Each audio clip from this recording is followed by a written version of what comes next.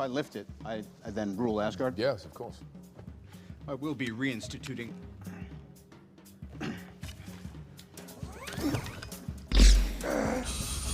Are you even pulling? Are you on my team? Just represent, pull. All right, let's go. Hi friends, welcome to deep explanation.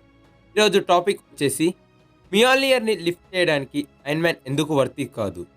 ఎంసీలో మియాలియర్ని lift చేసేది Thor ఒక్కడే కాదు, నా fellow అవెంజర్స్లో కూడా కొందరు ఉన్నారు. మియాలియర్ని lift చేయడానికి try చేశారు, బట్ కొంతమంది ఫెయిల్ అయ్యారు. ఇందులో టోనీ స్టార్క్ కూడా ఉన్నాడు. టోనీ వెపన్ డిజైన్ చేయడం ఆపేశాక ప్రజల కొరకు మంచి చేయడం మొదలుపెట్టాడు. ప్రతిసారి తన ప్రాణాలకు తెగించి కూడా కాపాడాడు. ఆ సాక్రిఫైస్ చేయడానికి రెడీగా ఉన్నా కూడా మియాలియర్ని ఎందుకు లిఫ్ట్ చేయలేకపోతున్నాడు? అసలు మియాలియర్కి ఎలా వర్తి అవుతారు అనేది మొదట చూద్దాం. మియాలియర్ని ఉరు మెటల్తో నెడ్వీలియర్లో ఫోర్స్ చేశారు. ఓడిన్ 9 రిలమ్స్ని కాంకర్ చేసే సమయంలో ఎలా మియాలియర్ని పొసెస్ చేసేది.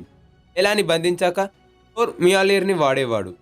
థోర్ రెక్లెస్గా ఉన్నందుకు థోర్ని బహిష్కరించి మియాలియర్ పై ఒక స్పెల్ వేస్తాడు. ఎవరైతే వర్తియో వాళ్ళే లిఫ్ట్ చేయగలరు.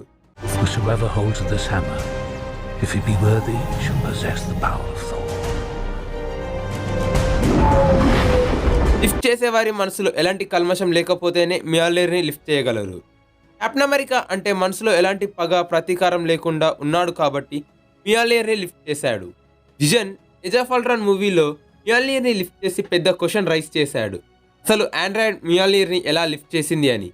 ఫ్యాన్ థియరీ ఏంటి అంటే లివింగ్ బీయింగ్స్కి మాత్రమే వర్తినెస్ అండ్ అన్వర్తినెస్ ఉంటుంది, నాన్ లివింగ్ థింగ్స్కి కాదు అని.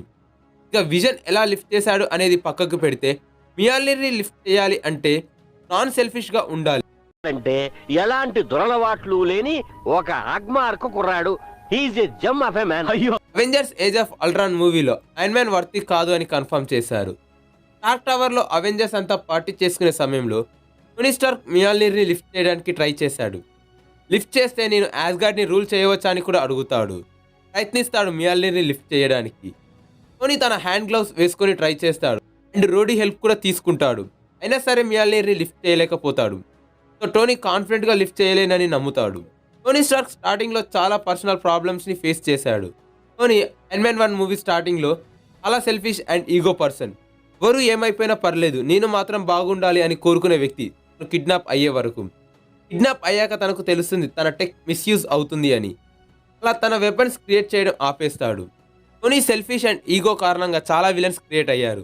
అలా తన సొంత ప్రాబ్లమ్స్తో సఫర్ అయ్యేవాడు. కొంతకాలం తర్వాత ప్రజలని కాపాడడం మొదలు పెడతాడు. అలా కాపాడుతున్న తన హార్ట్లో ఎక్కడో డీప్ డౌన్ తాను సెల్ఫిష్గానే ఉంటాడు. సో అలా ఎండ్ గేమ్ వరకు మియాలియర్ని లిఫ్ట్ చేయలేదు. ఒక్కసారి ప్రయత్నించి ఇంకా ఆ ప్రయత్నం మానుకున్నాడు. అవెంజర్స్ ఎండ్ గేమ్లో టోనీ చేసిన సాక్రిఫైస్ కారణంగా వర్తి అయ్యాడా అంటే ఎండ్ గేమ్లో హాఫ్ ఆఫ్ ది పాపులేషన్ని రిటర్న్ అవ్వడానికి ముఖ్య కారణం టోనీ. అలా చేసినా కూడా వర్తి కాదు. తనకు ఇష్టమైన అంత వారు తన దగ్గరే ఉన్నారు. Pepper, Morgan, Rhodey, Happy. But Peter లేడు కాబట్టి తన కోసం హాఫ్ ఆఫ్ ది పాపులేషన్ని రిటర్న్ తీసుకురావడానికి హెల్ప్ చేశాడు. ఆ తర్వాత తన లైఫ్ని సాక్రిఫైస్ చేసి థానోస్ ఆర్మీని డస్ట్గా మారుస్తాడు. అలా తన లైఫ్ని సాక్రిఫైస్ చేస్తాడు. ఇంటర్నెట్లో 2 థీరీస్ వైరల్ అవుతున్నాయి, అవి చెప్తా. 2 కాదు, చాలా థీరీస్ ఉన్నాయి. కన్విన్సింగ్గా ఉన్న ఈ 2 థీరీస్ని మీకు ఎక్స్ప్లెయిన్ చేస్తాను. సెల్ఫ్ సాక్రిఫైస్ చేసే వర్తి కాదు అంట. ఎందుకంటే ప్రజల కోసం సెల్ఫ్ సాక్రిఫైస్ చేసిన డీప్ డౌన్ ఎక్కడ ఎలాంటి తప్పు ఉండకూడదు.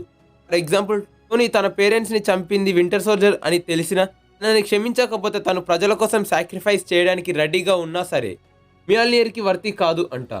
సెకండ్ థీరీ, యూనివర్స్ని కాపాడడానికి తన లైఫ్ని సాక్రిఫైస్ చేశాడు కాబట్టి తను వర్తి అంట.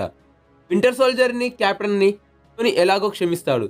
సో తన దగ్గర ఎలాంటి తప్పు లేదు. అండ్ మోర్ ఓవర్ తన లైఫ్ని సాక్రిఫైస్ చేస్తాడు. సో తను మియాలియర్ని లిఫ్ట్ చేయడానికి వర్తి అంటున్నారు. మీరు ఏ థీరీ కరెక్ట్ అనుకుంటున్నారు?